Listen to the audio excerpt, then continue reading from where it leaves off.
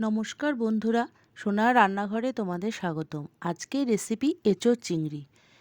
চিংড়ি মাছ ভালো করে বেছে ধুয়ে নুন ও হলুদ মাখিয়ে ভেজে নিলাম।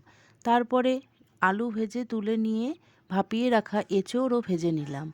কড়াইয়ে আরও একটু তেল দিয়ে জিরে, তেজপাতা, গোটা গরম মশলা ফোড়ন দিলাম।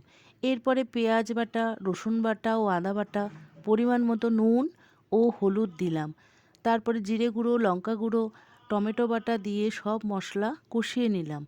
মশলা কষানো হয়ে গেলে ভেজে রাখা এঁচোড় দিয়ে পরিমাণ মতো জল দিলাম। একটু পরে আলুও দিলাম। তারপরে অল্প চিনি ও চিংড়ি মাছ দিয়ে ঢেকে কিছুক্ষণ ফোটালাম।